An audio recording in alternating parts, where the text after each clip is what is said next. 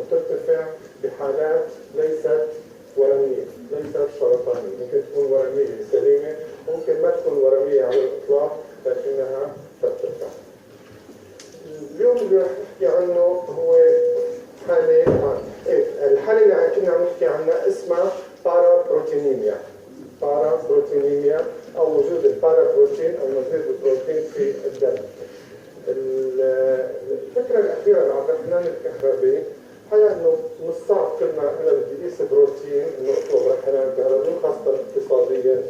والامر الثاني انه بالاخر ما بيعطيني تشخيص، والناس بتفضل انه لو تدفع مصاري اكثر تاخذ تشخيص اكثر. اكثر شيء بينطلب فيه الرحلان الكهربي الحقيقه هو البارا بروتينين، حاله وجود البارا بروتين بالدم او الشك فيه في الاوقات الحاليه. لا يطلب رحلان بروتينات البلازما، وهو الفرق بينه وبين رحلان الهيموغلوبين. رحلان الهيموغلوبين تاخذوه بامراض الدم. في محلات هون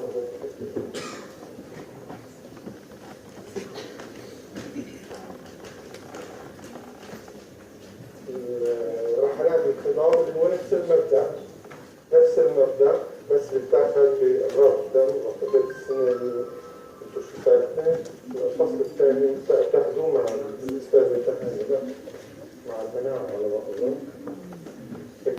طيب اللي رح ناخذه اليوم هي حالتين اكثر شيء رح نركز عليها.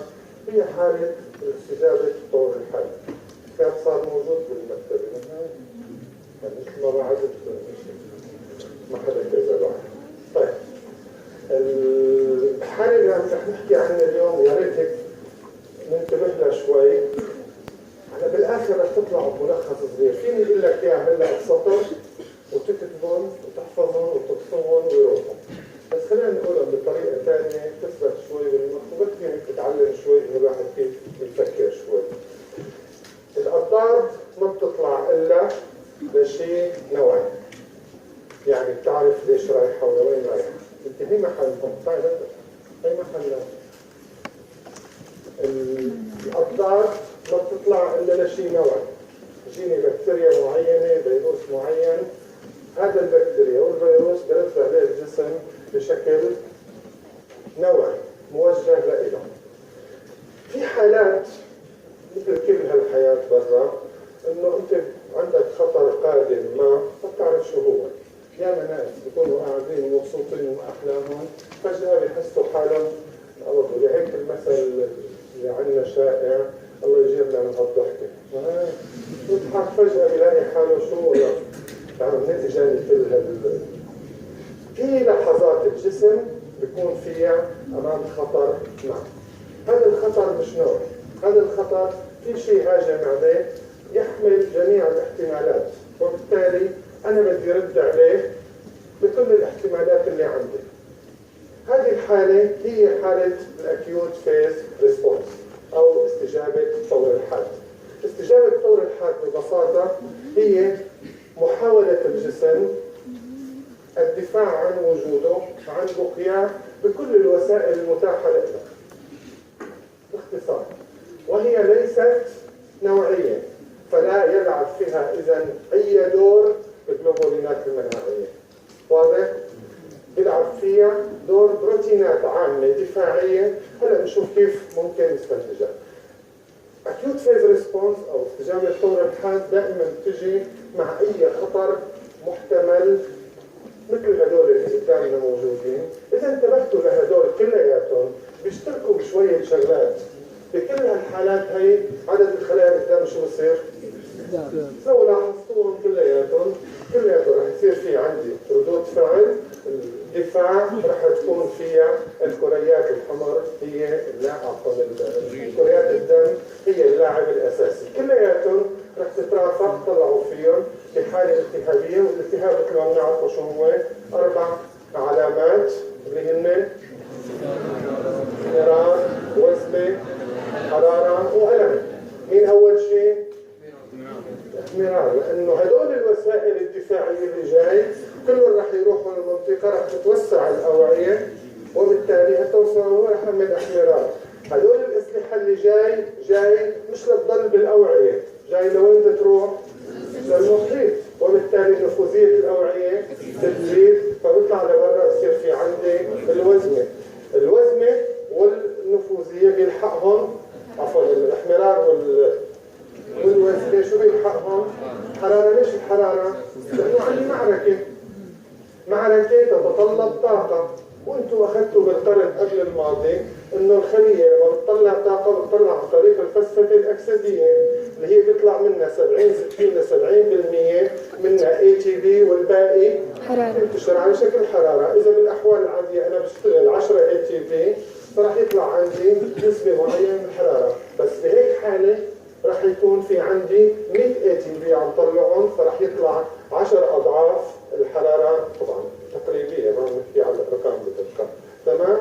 فهي هي الحرارة. يبقى آخر شيء الألم. هذه المعركة ستخلف حطام مكانها، ستخلف حطام مع التوسع مع الوزن، رح تضغط على النهاية العصبية تعطيني الألم.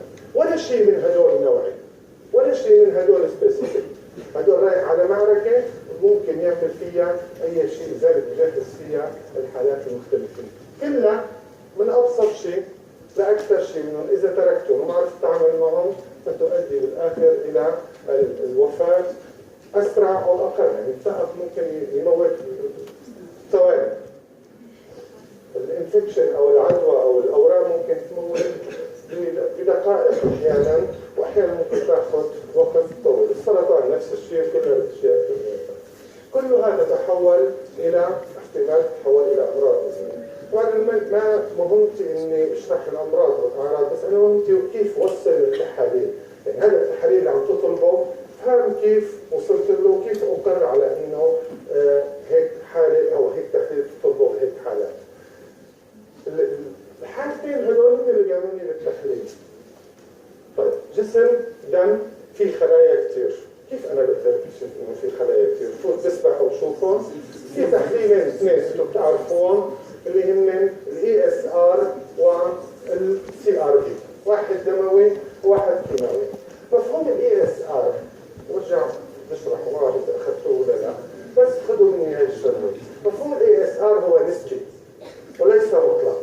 يعني كيف بدي افهمها؟ اذا جبت دم حطيته بانبوب معين، طبعا إلى تكنيك خاص مش رح ندخل فيه، بس اذا جبت دم وحطيته بانبوب وتركته، يعني لشخصين، شخص سوي وشخص عنده حالة التهابية، وتركته لهاثنين الدم 24 ساعة. بعد 24 ساعة يا ترى الجزء الطافي كثير رح يتغير بين الاثنين؟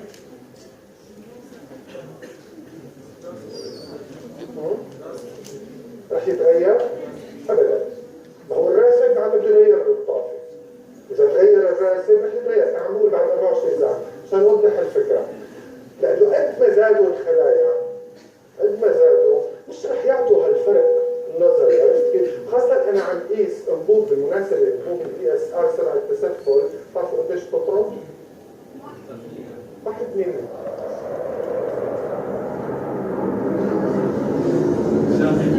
يعني ما عم نحكي عن هدول.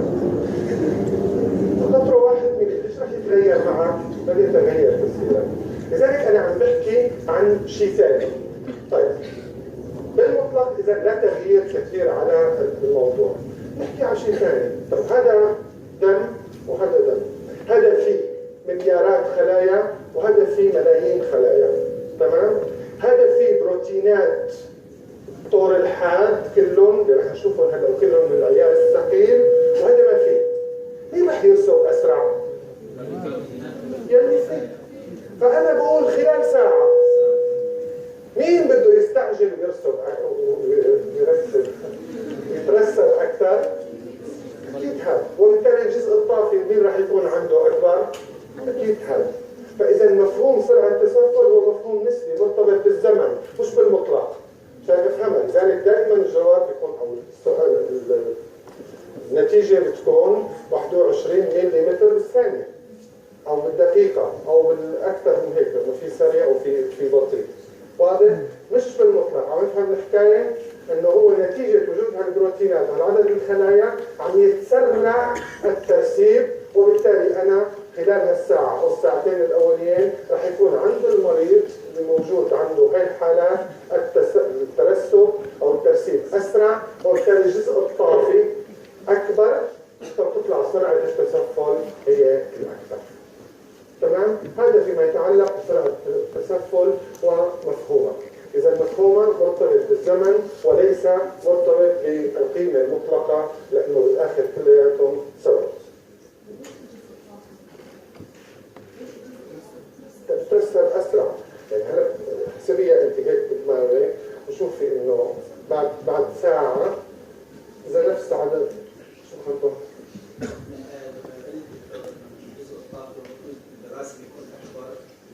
اسرع، الراسب اسرع، وبالتالي القسم الطافي اكبر. هيك اذا قلت غير هيك فانا بعتذر. جنبيها كمان هيك بالبيت، هيك خلي انبوك، خلي لك كم شغله بالبيت هيك تضبطيها وشكل.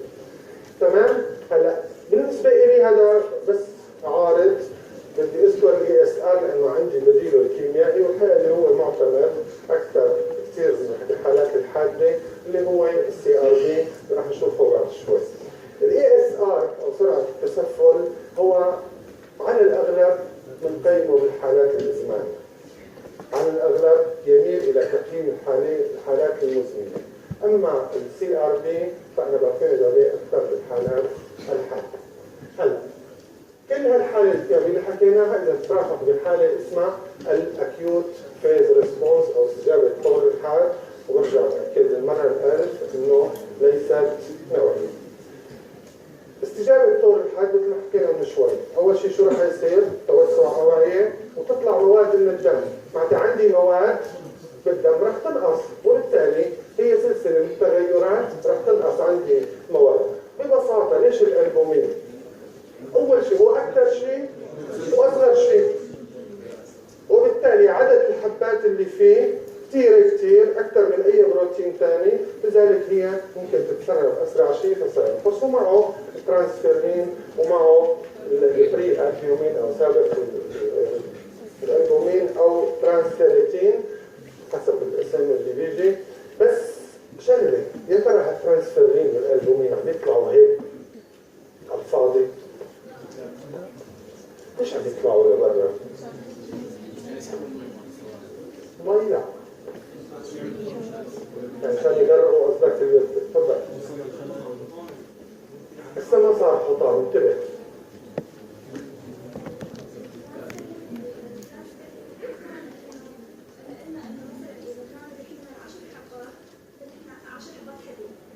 مش نعرف بحالك مشان يربط الحديد ركز معي.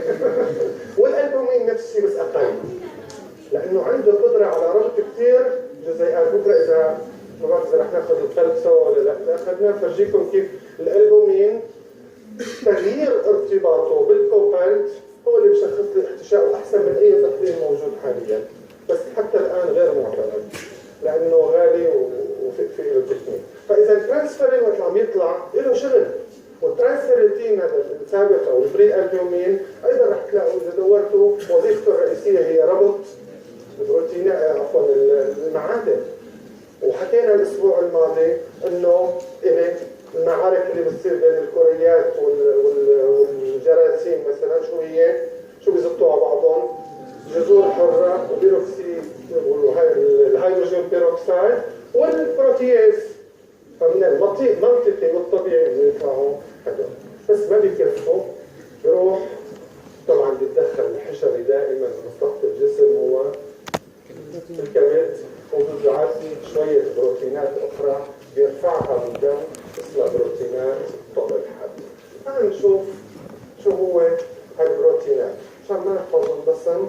برجع بقول انا رايح على معركه بالدم وحواليه، فمتوقع كل الخيارات.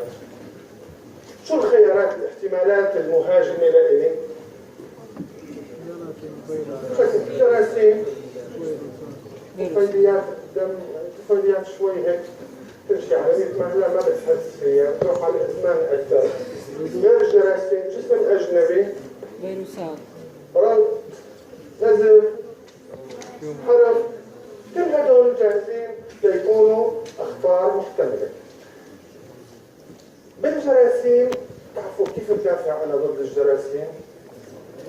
غير الانتي بوديز الابطال، اول شيء في تقديم مناعه، في هدول الشغلات اللي بيستلموا فلان وبيسلموا لفلان، وانتم مع القلم بيستلموا وبيسلموا لمحل ثاني، هدول الخلايا بس حتى ترتبط بالمكممه وكل هالقصص، بس حتى يرتبطوا بدهم اول شيء يرتبط، يعني شيء هيك هجومي يبلش ويكون قادر على التعامل مع الكل. هلا البروتين الاول هو سي ار بي. هلا سي ار بي او سي اكتيف بروتين او البروتين المتفاعل سي ليش سموه هيك؟ سي ار بي، لانه اول ما كشفوه هو كان موجه للبوليساكرايد سي. موجود بأغشية المكونات الرئوية. أول ما كشف المكونات الرئوية اللي بتسبب ذات الرئة، فيما بعد لاقوا لا، هو له أكثر من هيك وبيرتبط مع الفوسفوليبيد ومع البوليساكرايدز ومع أشياء ثانية أو شحنات فوسفوريل موجودة بأغشية الخلايا. بس الاسم هذا هو، يعني كل الأحوال هو بيرتبط فيها وبيساهم بالآليات الدفاعية اللي أنتم تعرفوها أكثر مني وشاطرين فيها أكثر مني. هذا الاحتمال الأول اللي هو السي ار بي. غير هيك أنا شو أخطر عبالي إنه ممكن يصير؟ يعني والله أنا عم بتخيل معركة بالمحل الفلاني بالجسم بين جراثيم وكوريات. شو بتخيل راح يكون في هنيك شغلات ممكن تأذي الجسم؟ الزيخانة اللي بتأثر بالجراثيم مثلا بروتينات غريبة وغيره؟ زيخانة. اجيت لعندك عشان تعيدي لي نفس الحكي، ما تخترعي لي شيء ثاني. البروتيازات والجذور لذلك لازم يكون بروتينات الطور الحاد شو؟ الانتي بروتياز، ولازم يكون شغلات تمسكها جذور الحرة. طيب إذا قلنا جذور حرة، شو أكثر معادن تستخدمه الخلايا الحية لحتى تعمل جذور حرة؟ من الاثنين، حديد ونحاس. ليش الحديد والنحاس؟ لأنه معادن انتقالية وبيضلوا يدوروا ليستقروا.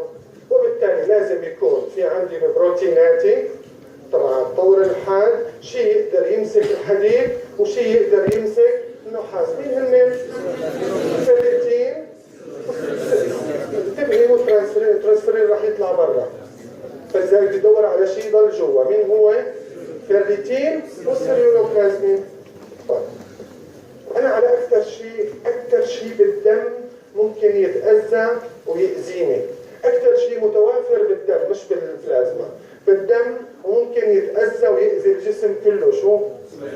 الكريات الحمر، مو البيض، الحمر، لأنه البيض 7,000 بينما الحمر ملايين، وإذا انحلوا الحمر بدهم كثير وقت لحتى يرجعوا يتعوضوا. وبالمناسبة الكريات ما بتهمني، شو اللي بيهمني جواتها؟ الهيموغلوبين اللي هو بروتين والحديد، لذلك شو لازم نبعث لهم؟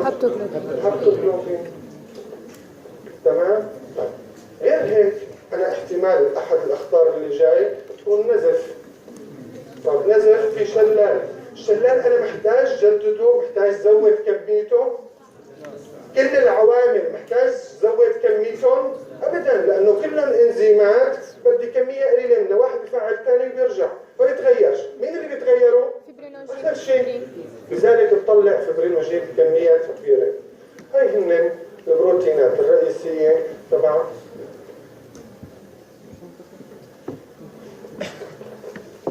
بروتينات الطور الحاد. لذلك رح تلاقوا فيما بعد بالاختبارات انه انا اذا بشخص حالة حادة مثلا معظمه بقيس سي ار بي. لما يكون في عندي مشكلة اكثر، في عندي شغلات نوعية مثل حمى البحر الابيض المتوسط وغيرها بيطلبوا الحقيقة الفايبرينوجين. لما يكون في عندي حالات انحلالية شو بطلب اكثر شيء؟ الهابتوغلوبين. لما بكون حاسس انه في فعلا اذيات اكسديه ومضادات اكسديه وشغلات فري راديكال شو بطلب؟ بطلب واحد من هدول الاثنين، اليولوبلازمين او الثالثين. هلا اللي بدنا نركز عليه لانه اذا بدنا ناخذ الحديث سوا، كان نسيت المواضيع اللي رح ناخذها بس مكتوبه عندي. إذا بدنا ناخذ الحديث سوا فركزوا لي على حكايه ترانسفيرين والفيريتين، انه بالطور الحاد ترانسفيرين شو بصير فيه؟ ينقص. طيب لما بينقص هل هذا المريض عنده عوز حديد؟ لا. لأنه هدول موجودين بتفرقهم بالدم، بس طلعوا مشوار لبرا الدم لحتى يشتغلوا شغلهم ويرجعوا مرة ثانية. تمام؟ لما بيزيد الفيريتين هل هذا المريض عنده فرط حديد؟ أبدا، هذا الفيريتين طالع مشوار ليجمع الحديدات ويرجع يحطهم بمخازنهم. بالمناسبة وين أكثر مخزن للحديد بالجسم؟ كله راح يقول الكبد. كثير عمر. واثنيناتهم غلط. ولا الطحال. البالعات من المخزون الأكبر للحديد بالجسم من البالعات. هاي على جنب. هلا مكتوب غير هيك ما بعرف بس دور. طيب الآلية على السريع أي أذية من هدول الأذيات تفعل وسائل الدفاع. برجع بقول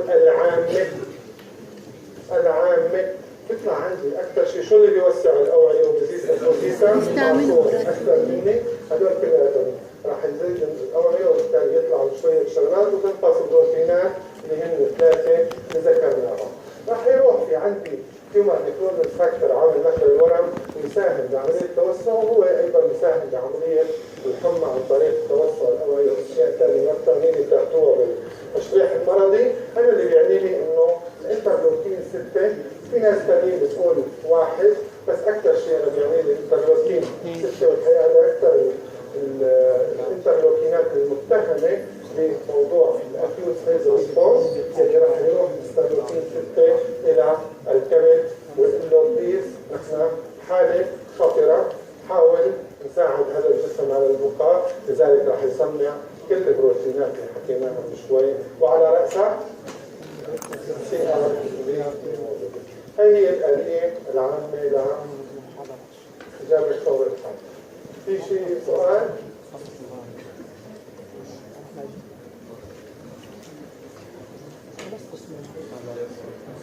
كشف؟ ما شعورت؟ كشف وجود التهاب وين؟ وين؟ تعرف؟ تخبرني؟ بس يقول لي انت طيب شو الفائده هنا؟ تأكيد تشخيص؟ لا. اللي اتوجه هيك حالة اسأل بقى ببلش بحث عن المريض، عن أعراضه، عن علاماته، عن التحاليل والاختبارات الأخرى، القصص العائلية، أشياء كثير ثانية، والاي اس ار بيلعب دور بس مثل ما حكينا الاي اس ار مع الحالات المزمنة والسي ار بي مع الحالات الحادة. هلا رح ناخذ كمان مثال ثاني موسع اللي هو الألبومين. كمان طريقة حتى نفهم كيف رجعكم هيك تتعاملوا مع التحاليل. معكم 4 سنين مش امتحان الكيمياء السريرية، بس معكم سنوات. إذا فهمتوهم هيك صدق أنتم بترتاحوا وتوفروا على مرضاكم كثير والناس توثق فيكم أكثر وأنتم توثقوا حالكم أكثر. كل تحليل عامل له خط بطاقة كثير بالكتاب كثير نماذج منه. هذا مثال هلا اللي رح ناخذه الألبومين. هدول كلياتهم حكينا عنه. الألبومين اللي بيصنعوا لكل تحليل حاول تعمل هيك كتاب. اصلا كل الكتب الحديثه اذا بتنتبهوا بالكتاب بالاخر اللي هي متعلقه بالهرمونات بتلاقي كل هرمون او كل دراسه في الجوريزم او خوارزميه لها علاقه بكيف نمشي وكيف نوصل للتشخيص. هون انا بدي افهم فيما يتعلق بالالبومين. مين بيصنعوا؟ اسال حالي اي ماده عندك، اسال حالك دغري هي موجوده بالدم، وين جاي؟ مين عم يصنعها؟ بالنسبه لي مين عم يصنع الالبومين؟ الكبد. طيب من شو؟ إذا ما عم نخترع شيء، من شو؟ طيب حموض امينيه، الكبد عم ياخذها من الدم وعم يصنع منها البومين، هذا الحموض الامينيه من وين جاي؟ يعني الغذاء؟ يا بيصنع يعني من بروتينات الجسم. الغذاء حتى يوصل لعند الكبد شو بدي؟ هضم وامتصاص. الكبد عم يصنع الالبوم مش هيخبيه عنده؟ لوين بيبعتهم؟ على الدم. الدم له احد مصيرين، هو رح يقوم بوظائفه وبالاخر يا رح يستهلك. كيف يستهلك الالبومين؟ بالمخمصة. هذا اسمه انهاء حياته. كيف يستهلك يستخدم؟ حالة المخمصة بالستارفيشن، بالجلوكونيوجينيسيس، باستحداث الجلوكوز. طيب مين بيعمل استحداث الجلوكوز اكثر؟ شخص سوي ولا شخص عنده سرطان؟ بالتالي رح يزيد الاستهلاك. كيف بنفكر؟ طيب اذا لا فعلا ما يستهلك، كيف ممكن كمان الالبومين يهرب من الجسم؟ كلية. عندي غير هالاحتمالين. البومين بالدم ممكن يصير في غير هالشغلتين. البومين بالدم ممكن يجي غير من الكبد.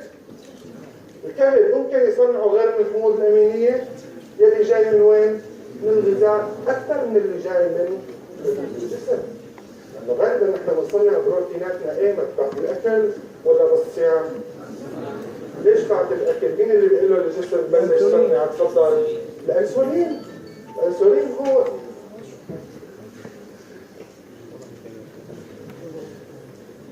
استغفر الله. خلوا الواحد يعمل غصب عنه. طيب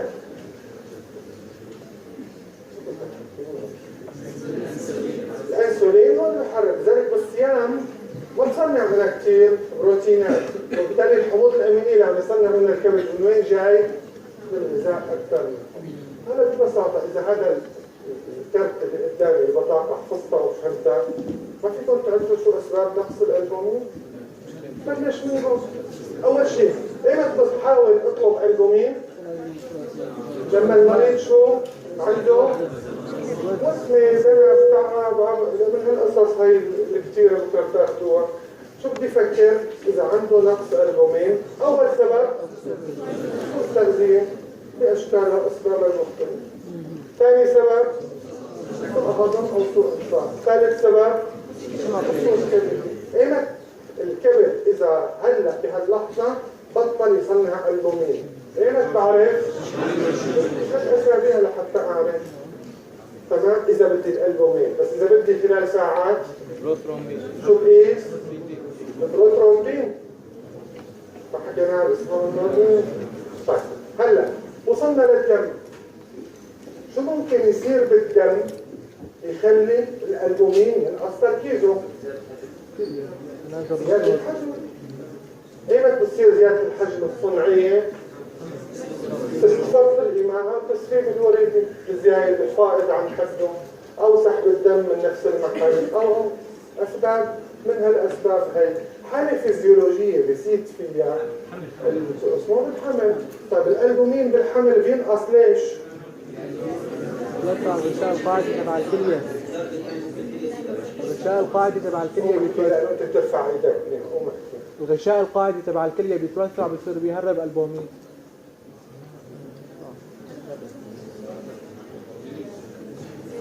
ليش يعني يهرب؟ ليش؟ ما هي شغل وظيفي.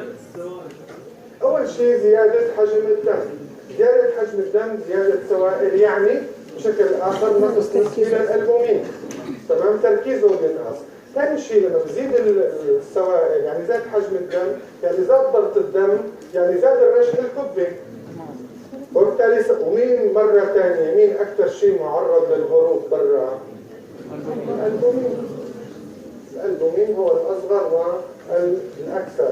فبلش يطلع برا أكثر من قدرة النبيبات على الامتصاص. لا يعاد امتصاص البروتين. لا يعاد امتصاص البروتين. خلايا النبيبات تقوض البروتينات إلى حموض أمينية وتعيد امتصاصها. ما في بروتين تمتصه، وإلا كانت الأمعاء هي الأولى بهذا الموضوع. أنت إذا بتاكل سمك البروتين يمتص مثل ما هو، شو بصير في الواحد؟ يتحسس بيروح على المشفى. فما هذا الحكي ما موجود على الإطلاق. طيب غير هيك شو ممكن يصير بالدم أو بالجسم؟ يزيد الاستهلاك. مثل شو؟ ستارفيشن، سرطان، جابر طروحات، من هدول الأشياء كلها، حمل إلى آخره. أو شو ما بدك عليه راح يعطوك من هلا للسادسة يمكن 7000 اسم. وبعتقد بالمحاضرات الثانية تبع يوم الأربعاء عم تاخذوا أسماء لتشبعوا. فما في قد ما بدك. أرقام ما دخلني، أنا ما دخلني، بس الأسماء كمان المهم. أنا بيرميني مرة أخرى أقول إنه فيك تفكر بتوصل لآلية معينة. واضحة هاي؟ شو أسباب الزيادة؟ إذا قلنا هناك فرق إيمان مكتوبة طيب واضح؟ ما في عندي شيء يسبب حقيقة فرق البومين إلا إذا في تغير في السوائل بشكل أو بآخر جاهد من ناحية الاستشفاء. هاي إذا بدكم تحفظوا وصل لكم كلياتكم موجودين هون وموجودين بالكتاب. وهي حالة اللي حكينا عنها بيس البيومينيا، وحالة ثانية اللي هي البيومينيا ما أنا موجودة هون، يكون في عندي غياب للألبومين. أما هون فهي الهايبو نقص البومين. CRP حكينا عنه بما فيه الكفاية. البروتياز ألفا حكينا عنه بما فيه الكفاية، بس برجع أتأكد ليش في بروتياز بالدم شبك اليوم مو نايمة أبدا. ليش في بروتياز بالدم؟ ليش في بروتيازات بالدم؟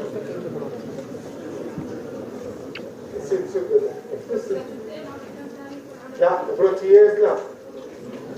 أول شيء التخرج الخلوي، turn over ثاني شيء وسائل دفاع وهجوم من قبل الكريات والأجسام. يعني انتم بس تتوابوا هلا كم جرثومة بتفوتوا على جسمكم حتى لو حطيتوا بإيدك ما في جراثيم كله موجود. لذلك كل لحظة أنت معرض لهذه الحالات. والجراثيم المعوية أيضا تفرز كميات من هذه البروتينات. لذلك الدم محتاج لمضاد البروتياز. عوض الانتي تريبسين او الفا واحد انتي تريبسين او الانتي بروتياز الفا واحد كلهم اسماء واحده يؤدي الى ما يسمى النفاخ الرئوي. وبالمراحل الاخيره بصير حتى تشمع كبد. ليش الكبد؟ ما الكبد عاده مثل ما حكينا بيصنع وبيطوي تطوي اللي حكينا عنه وبيبعث لبرا.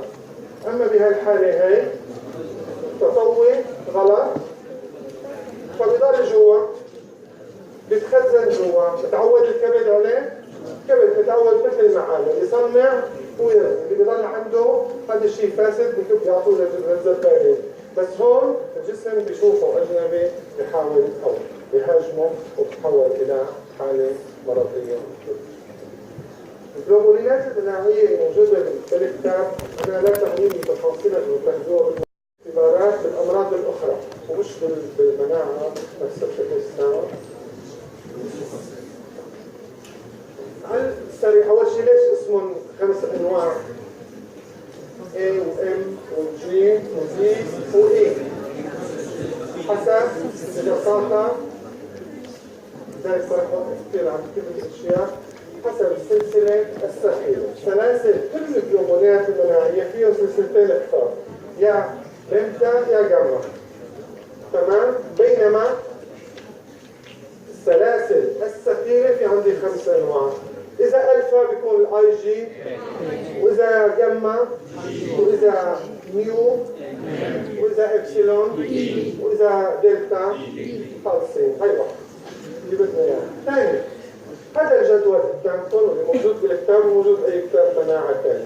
يعني كم شغلة منه. مين من هدول ممكن يجتاز الماشينة ليش؟ لأنه الأصغر. تمام؟ هلا إذا وحدة انصابت بالحمى بالحصبة الألمانية قبل 3 أيام من الولادة الوليد صار عنده مناعة ولا لا؟ لا. بدأ أسبوعين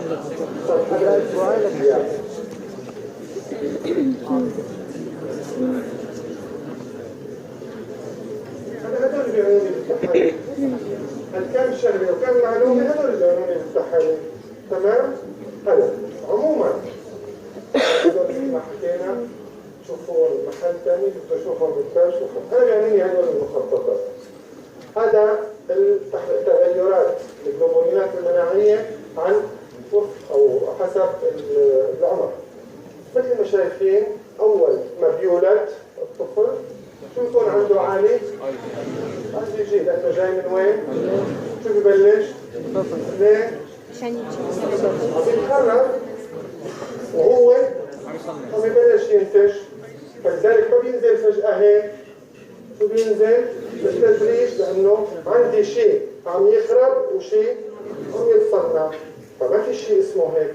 لأنه لو كان مو هيك الحكاية كان مباشرة نزل وانتهى بنفس التوقيت أو بتوقيت كثير صغير. بضل ينزل هيك لنص السنة الأولى وببلش بعدها يطلع. بيوصل لسن أو لمستوى عند البالغين بالسنة الأولى وبكمل. طبعا ليش؟ لأنه خلال السنة الأولى تعرض لكل ما يمكن أن يتعرض له من البيئة المحيطة.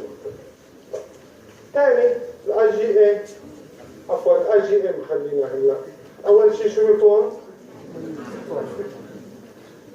شوي شوي ببلش. ايمت بيوصل؟ بس الحكاية بالسنة الأولى. الاي جي اي ايمت بيوصل؟ ليش بال10؟ طبعا ممكن 10 دقائق يعني او 11 او 12 او 8. قبل جيبكم هذا من زمان كانت ال 14 15، بس هلا مع ال 10 12. ليش بال10 او ال11 ليبلش يزيد الاي جي اي ويوصل لمستوى البالغين؟ هذا الاي ما له علاقه بالافراز بالاكل، هذا موجود بالارشيه حاطين. فليش بال10 11 12 له علاقه بالنضوج والبلوغ والجهاز التناسلي، الكميات الكبيره او المساحه الاكبر من الشأن المخاطي والتعرض للدوره على البروتينات الى اخره. هذا كله له علاقه، يعني كل شيء، كل رقم عندكم عم تحفظوه بصل بمحلات ثانيه، انا عم بعطيك الفكره ليش صارت هيك وليش وصلت لهي الحكايه. هلا فيني اقول انه من الاسباب الفسيولوجيه لنقص الجاما جلوبولين هي الولاده الطبيعيه العاديه. اول ما نولد كلياتنا عندنا نقص بالجلوبولينات A وM. طبعا الاي والدي لهم حالات خاصه ووظائف خاصه ما كثير رح نحكي عنها هون. الخداج شو بتوقع الحاله؟ ناقصين كثير، لانه اكيد لم يصل الى مرحله النضوج لحتى يبلش يصنع حتى هو. لذلك كل خداج وين بحطوه اول ما بيولد؟ بحضنه وبيحموه من هدول لبين شوي ما يتعود، وانا بخاف منه او عليه من العدوى. وبرجع مشان تعرفوا الكتاب كله المقصود بكلمه عدوى مش المرض، هو مجرد دخول العامل الممرض الى الجسم، هذا العدوى. اذا احيانا كثير عداوي بتصير، هلا كلياتكم اذا استوعبتوا بلا ما تحطوا ايديكم على تنكم تقدروا تاخذوا عدوى، لانه دخل جراثيم وفيروسات واشياء كثير بالجلد وانت ماشي بالشارع، نفس الشيء، هي عدوى. اما ماذا يحدث بعدها؟ فهذا يا بصير التهاب وخمج وحيتان الى اخره، يا اما فعلا بضر بدون ما انت تحس على الاطلاق. هلا من الاسباب الوراثيه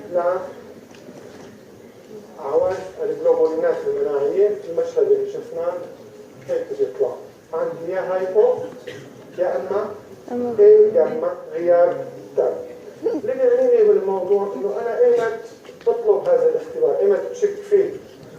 بشوف عداوي متكررة من 3 اشهر ل9 اشهر. الولدان عند رضيع وولود هلا عند وليد خلال الاشهر الاولى تلاقي شو انا وجارتي ولدنا بنفس الوقت بنروح هذا الدكتور بيعطيها الى دواء هي بتصف وانا لا، اكيد عم يحط لي شيء بهالدواء لابني، لابني مو لإلي. فاذا تكرار العداوه رغم انه العلاج واحد ونكسى مره واثنين وثلاثه رغم انك عم تشتغل احسن شيء بالمنطقه. في اعواز مكتسبه اللي هي تعرفوها كلياتكم، العلاقه بالاورام والسرطانات ونقص ومتلازمات مضيعه على البروتين مثل شو؟ البروتين والخداج ومواد سامه.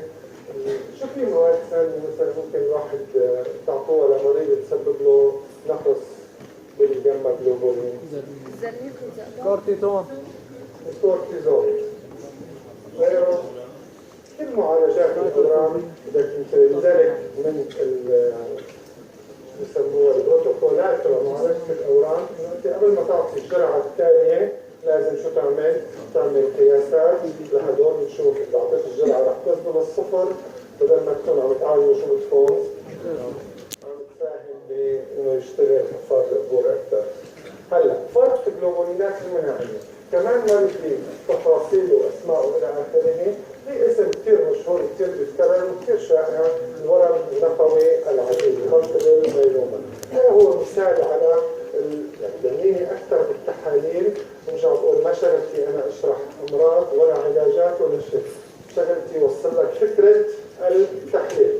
هلا فرق الجلوبولينات مثل ما حكينا عن المخطط، يا اما كلهم والثاني بنسميه منتشر او متعدد النسيمه لانه كله عم يرتفع، او مفرد منتشر عفوا منفصل وحيد ستريت شو بدك تسميه مؤنث. اليوم انت كثير حالتك صعبانه مؤنث او الى اخره، بس غلط كلمه مؤنث هذا بنسميه بيكون في عندي ارتفاع مش ضروري اي جي او ام او اي او دي، ممكن سلسله بس، ممكن سلسله بس.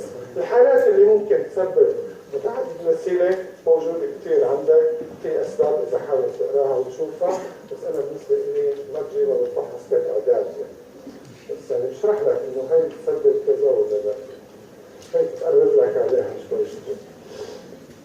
شي يوم على اخر السنه اذا الله خلانا نخرجيهم نحتاجيكم الاسئله تبع الدوره الماضيه. هي شيء كثير بضحك، انه جبت نفسها تبع الدوره اللي قبلها والاول مره بحياتي.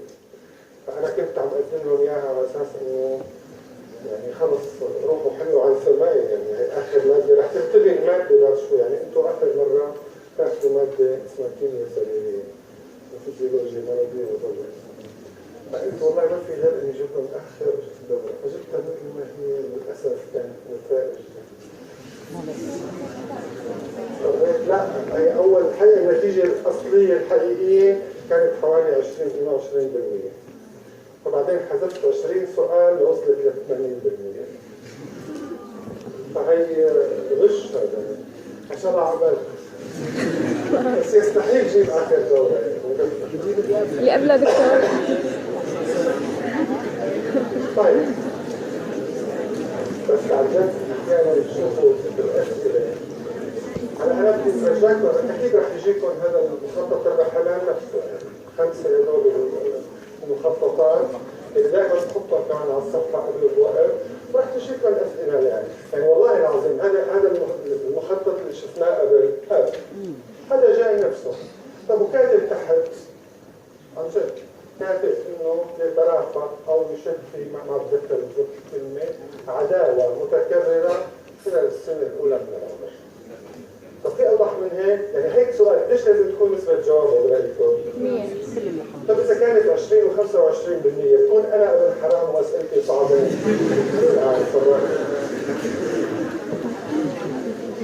في شيء كثير مثله والله في شيء كثير مثله. بعدين مثلا الفا فيتو بروتين، في حدا ما بيعرف انه بالالفا؟ عن جد يعني اذا طبيب سنه ثالثه الفا فيتو بروتين ما بيعرف انه هي بالالفا، هذا لازم ينجح؟ لازم يكون طبيب؟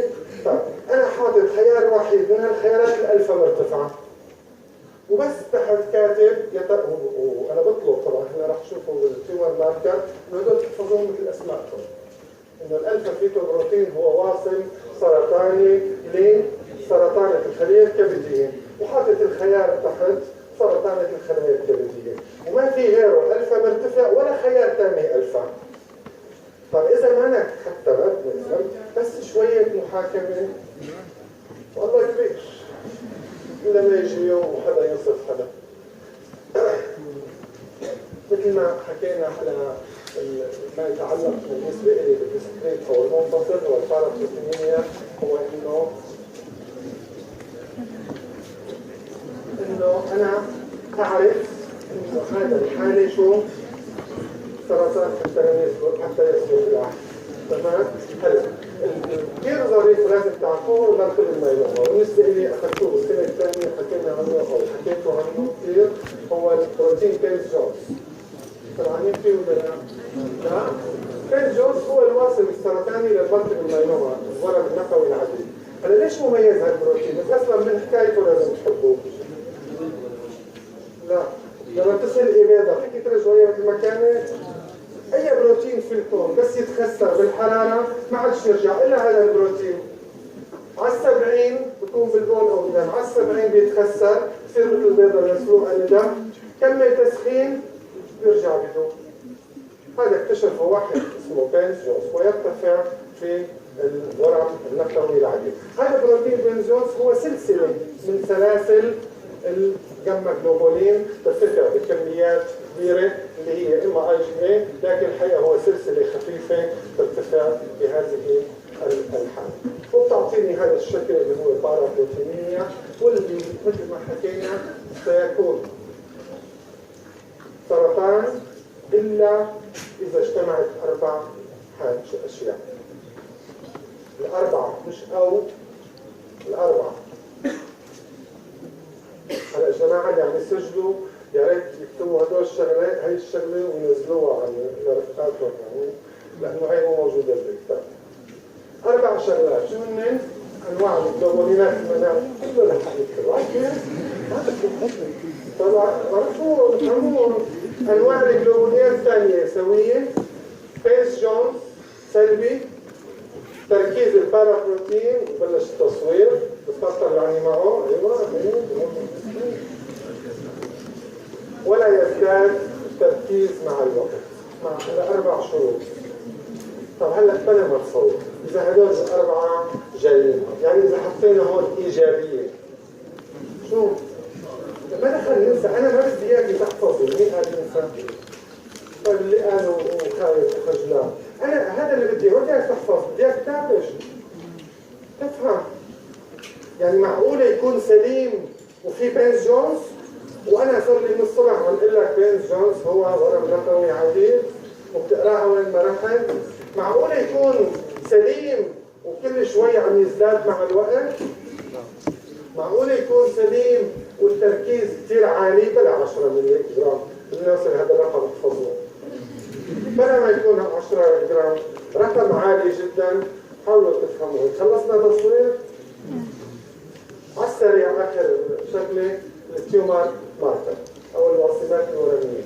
الوصمات الورميه كثير مختصر بس الجدول اللي موجود بالكتاب برجع بقول تحفظوه مثل اساميكم. ليش؟ لانه هذا اللي رح يجيكم لاحقا بكره جماعه الطلاب رح يقلبوه السرطان الفلاني هذا الواصل تبعه هذا الواصل تبعه اللي رح نشرحه هو شو يعني واصل؟ يا ترى الجسم بيعمله ولا السرطان اللي بيعمله؟ الجسم اللي بيعمله السرطان بيزيده.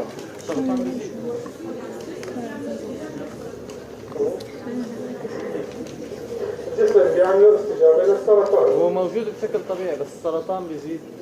بلا كلمه طبيعي الله هلا في حاله لا تنطبق على هذا التعريف، الالفا فيتو بروتين هلا اذا بقيسوا عند الكل ان شاء الله انه كلكم بيطلع عندكم صفر فبالتالي مش موجود.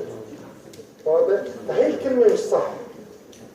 بهالحالات انه اذا تطلع اول صفحه بالكتاب قايل لك انه في حالات تخلق فيها مواد جديده. تمام؟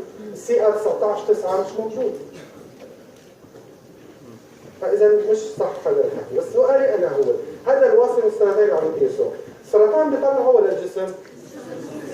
الاثنين يا هيك يا هيك، وهذا الوضع السوي، هذا الوضع اللي لازم نفكر فيه. يا سرطان عم يبعث جواسيسه ليعيش منيح او يزود شغله لتأمن له شيء له منيح خاص، يا الجسم عم يقوم ضده بشكل نوعي ووصل. لذلك في شيء اسمه بروستاتيك سبيسيفيك انتيجين المستضد البروستاتي النوعي، هذا خاص بشو؟ بالبروستات. تمام؟ اذا هو من الجهتين، هل هو هرمون، سكر، بروتين، معدن، شو هن هذول؟ كل شيء هرمونات، بروتينات سكريه، كل هذه الاشياء توجد في الجسم بشكل مترافق مع السرطان وتزداد بشكل مترافق مع السرطان. واضح انكم توقعوا نحكي فيها شوي بالدرس التالي ونكمل.